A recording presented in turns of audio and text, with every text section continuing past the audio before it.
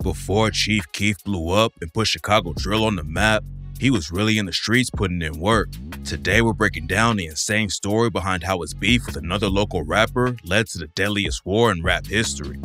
Lil JoJo was raised on the south side of Chicago and came up surrounded by gangbangers. His half-brother Swag Dinero told DJ Vlad their dad, uncles, cousins, and aunts were all about that life, so JoJo and him followed the same path and got straight into the trenches. JoJo's dad caught a drug case when he was a baby and was locked up for over a decade. JoJo and Swag ain't mess around with drugs much because they saw what happened to their pops, but they was still getting active in the streets. Most of JoJo's family was GDs, but JoJo repped an insane GD set called Brick Squad. Insane GDs aren't clicked up with every other GD set and sometimes beef with them. So even though JoJo was a GD, he still claimed GDK or GD Killer. Brick Squad was cool with other sets like Wooga World, MOB, CMB, STL EBT, and No Love City. And they had issues with BD sets in the area like Lamron, O-Block, and AMG. Insane sets like Brick Squad can have beef with anyone, but it was the war with the BDs that changed everything. A lot of the BDs in Chicago fall under the same umbrella of 300. Sets like Lamron and O-Block have their own thing going on, but they both rep 300 at the same time. Back when Lil JoJo was coming up, Lamron and No Love City had a lot of beef, and that's where everything allegedly started. In 2009, Lil Durk's homie Lil Mo from Lamron was shot and killed. Rumors said that some dudes from No Love was behind the hit, and Durk took the first shot at them on the track RIP Lil Mo and rapped, "Niggas talking crazy like, Durk ain't about nothing and fuck no love, cause they ain't on nothing. 64th is where I stand, 40 cal in my pants. Run up on one of us, you gon' see who gonna blam." Then just a couple months after Mo was killed, No Love lost two guys back to back, and rumors say Lamron was involved with both of them. A few months after that, JoJo said Brick Squad allegedly got wrapped up in a situation, and a dude from Brick Squad named Thomas Joyner was shot multiple times on the 7000 block of South Eggleston Avenue. Thomas Joyner was actually blood cousins with a dude from Lamron named Killer Kells, and the situation made Killer Kells switch sides and start repping Insane BD, and he got cool with Brick Squad. Then in July 2011, Lamron took another loss when Durk's homie Taysky was shot and killed. Durk and Taysky was hella close, and Durk dropped the track in his honor after Taysky died. And on the track 24-8, Durk rapped, "Bumped heads with my day ones yesterday. I say I'ma give him time. Hope BA get right back off that time. They gave him 55. I hate Taysky gone forever. We locked in on 59. He was my dog, he was my round. He was like 50 twice." The beef with Lamron and Brick Squad was already heating up in the streets, but then Lil Durk took it to another level when he dropped the track L's Anthem and rapped, "Brick Squad, I say fuck 'em, Wooga World with 'em, so fuck 'em. I'm in these streets, no ducking."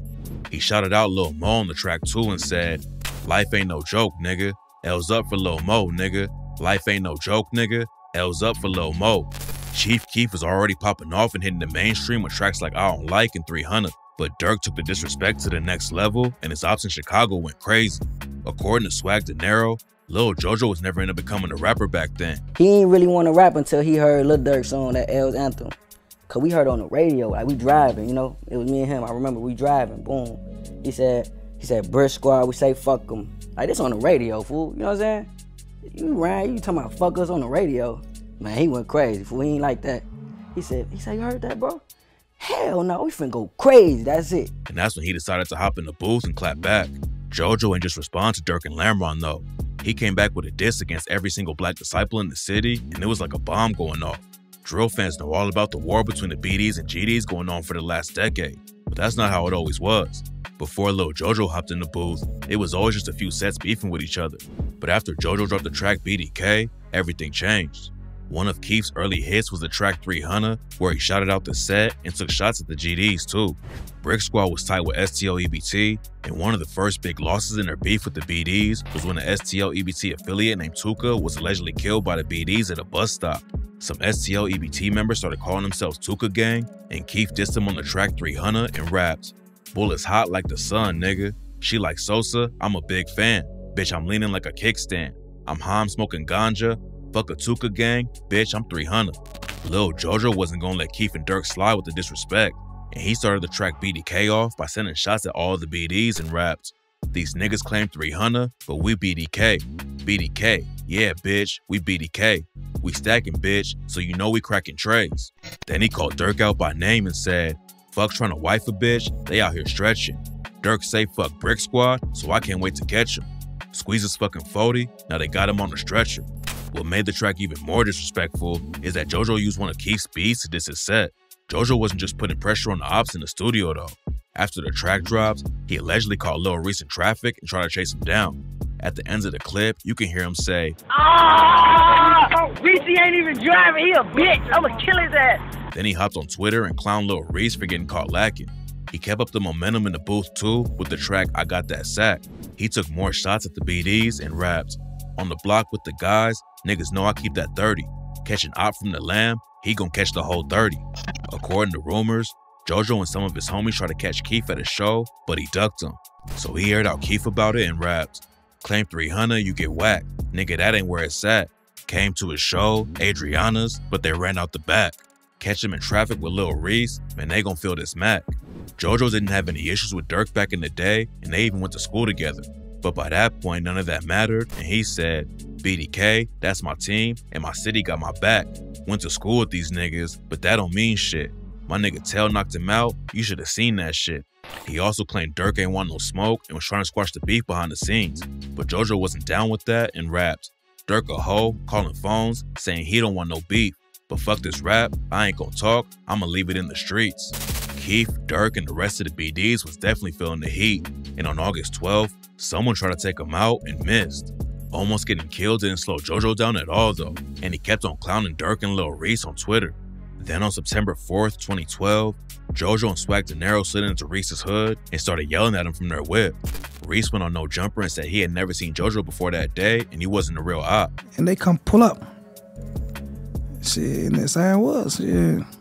Y'all never, you ever seen them before or like? No, that was like my first time seeing them type shit. Like I never even bumped into them. So that was just all like internet shit. Yeah. You know, niggas be chasing clout, bro. And these niggas in Chicago, that's what they do. If you got fame, that's what they gonna do. But when JoJo slid through, Reese told him, And I'ma kill him, and JoJo, I'ma kill him. After pulling up on Reese, JoJo went home and uploaded the video that same day and started clowning Reese on Twitter again. JoJo was trying to get at the BDs any way he could, but then he dropped a tweet that got himself killed. At 11:13 that night, JoJo tweeted out his exact location and said he was on 069. And just a few hours later, he was found dead right where he told the Opps to find him. Nobody knows exactly how it went down, but someone allegedly pulled up on him in the car and started letting off shots. JoJo got hit in the chest and tried to run down the street, but he collapsed just a few feet away and tragically died that night. Rumors say he was riding a bike when it happened, and King Von was making jokes about the situation right after it went down. Swag Dinero told DJ Vlad that JoJo wasn't on the bike when he got hit though. There was also rumors that someone stood over him and put a bunch of shots in him, but Swag said he only got hit once and the bullet went through both sides of his heart and that's why he died. The next day, Reese dissed JoJo on Twitter and said, damn, I just woke up to the JoJo shit, fuck him. Keef was already becoming a superstar, and that's why so many people were shocked when he jumped in and clowned JoJo's death too. He tweeted, it's sad cause that nigga JoJo wanted to be just like us, and said, I know the real Brick Squad, hashtag 300. Reese was already a suspect because of his beef with JoJo, but Keef clowning him on Twitter put the spotlight on himself. The cops started investigating if Keef was involved, and JoJo's mom even went on TV and said she thought he was responsible. Who do you think is responsible for your son's death? Chief Keef. You believe he himself pulled the trigger? I don't believe himself pulled the trigger. I believe he paid somebody to do it. And she's not the only one who thinks Keef put a bag on his head. A couple of JoJo's homies spoke on the situation too, and one of them said, JoJo boy, we heard the motherfucking rap niggas put money on bro head too. The other dude in the video said it wasn't about rap beef though. Man, them rap niggas ain't had shit to do with nothing, bro. This shit was real live street business, you feel me, man? I ain't none of that rap shit, none of that shit, bro. After the cops started looking at Keef being involved, he hopped back on Twitter and claimed that his account was hacked and called JoJo's death a tragedy. But most people think he was just trying to get the heat off his name. For a few years, nobody knew who was really behind the hit, but now a lot of people think there are two main possibilities.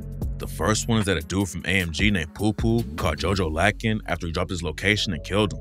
Poo Poo and Keef was cool, and on the track War, Keef shouted him out and rapped, all these damn frenemies, I'm gonna call up Poo Poo, man. I got niggas in these streets, they fuck around and do you, man. I'm rich, hallelujah, man. Still got my toolie, man. Fuck with me, I'll fuck around and screw your mans. Then on the track What I Claim, he said, Young Money, no 5-1. Lamron, 4-6 shit, sending shots at 051. I'm on it now with Poo Poo, and yes, he will shoot you. Pop pills and shooting niggas, swear I'm going cuckoo.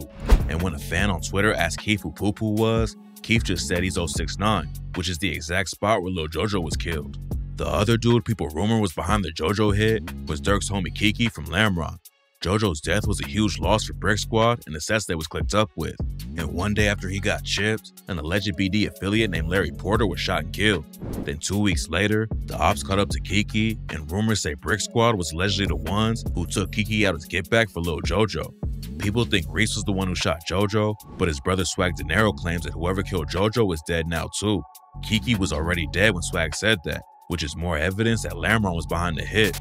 There's nothing proven about who really took JoJo out, but after he died, JoJo became one of the most dissed rappers in Chicago. Keef kept sending shots on tracks like No It Don't and raps, "No, I don't know you, B. Smoking Keisha, getting topped by Susie. That's JoJo. That ain't no Rolly. That's Chief Keef. That ain't no Kobe." 600 Breezy took shots at JoJo and Brick Squad on the track Don't Get Smoked and raps, "600, my shooters blow. In a steamer with your hoe. Fuck Brick Squad. Don't go JoJo. Bitch, we winning. Check the scope." And his homie E did the same thing on the track War when he said, "I get that call, they on. Brick Squad, I'm like murder them boys. Kick in Miss Coleman's door and knock Lil JoJo urn on the floor."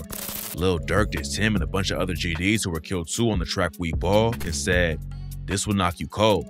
Ain't nobody put no slugs in them. Smoking on that Syko, Fathead, Tutu, Tuka, Lil Mark, JoJo. Yes, we do it." Lil JoJo wanted to put on for a set in the drill scene, but dropping a track like BDK made him the most hated rapper in the city.